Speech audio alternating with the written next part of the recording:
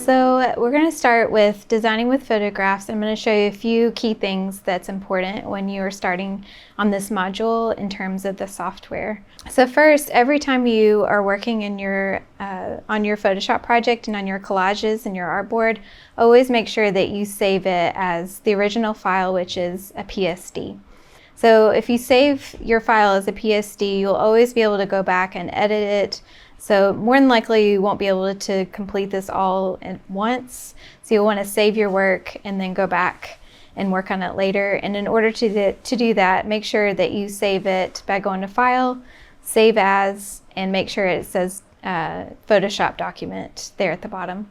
Another file type that we'll be using in this module is JPEG. So JPEG is very useful. It's a very common file type, and it is used for file types that need to be compressed. So you'll use a JPEG right after you're finished with your PSD project. You'll also save it as a JPEG, as well as in your exercises you'll notice that there's a .jpg at the end. Those are compressed image files. Another key point to remember whenever you're using Photoshop and you are saving your work is to know whether you're going to use it for print or for the screen. So as we've learned, that interactive design can involve physical interactivity as well as on the screen.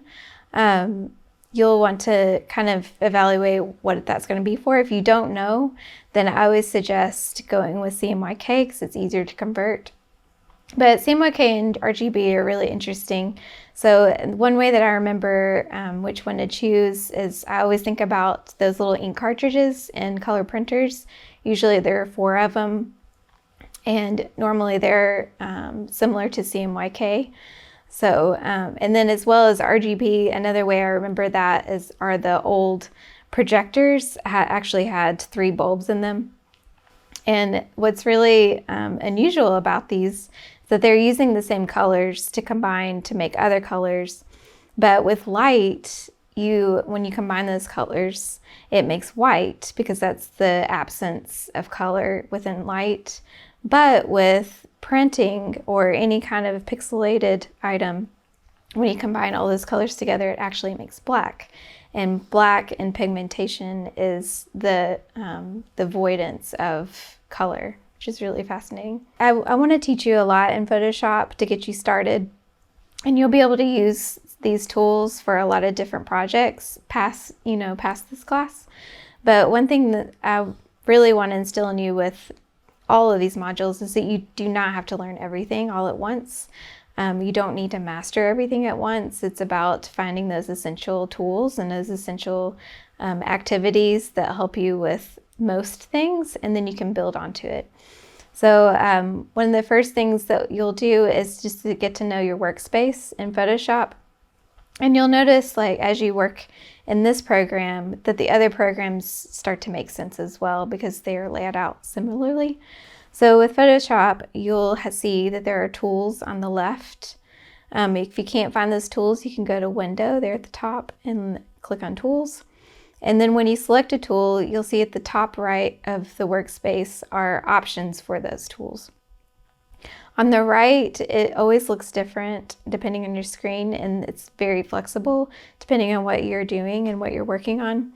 But you can have as many as 20 windows or 1 window there on the right. It's flexible to what you need. And while you guys are working, I want to make sure that that layers panel that you see there at the bottom right, where it says background, make sure that that is large and open so that you can use it. You'll be using that layers panel quite a bit.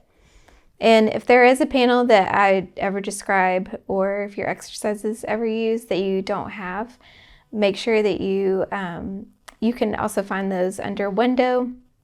And if you go under Window, there are several options. You could probably find it there. So one thing to note about Photoshop and other programs is that everything in this workspace here in gray are all, for the most part, shortcuts. You can find every single option there at the top menu. And that's something that hasn't changed with the software in many, many years. You can find just about everything you need just using that top bar. But Photoshop gives you several ways to do one thing. So likely you'll see one tool repeated several times. So a few things that I want to make sure that you understand and learn how to do in this module. First is image size. So this is really a great thing that anybody could use, no matter what kind of career they're in. There's probably a scenario where you want to resize an image, whether it's cropping it or, maybe it's too big to email, that kind of thing. You can go into Photoshop, go to image and image size, and you'll find there, you can see on the right, you'll see a menu or a window that will allow you to adjust the size. So you see there on the right, it says pixels. Most likely, at the beginning I talked about how there's CMYK and RGB.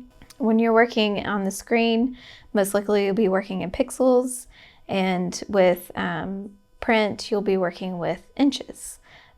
Most likely if you're working on a print, you already know the dimensions of what you're working with, whether it's a poster or an 8.5 by 11 page. So pixels is for screen, inches for print. And another key thing to understand that you'll have a lot of practice with in this module are layers. So this is the most important window that you'll be using.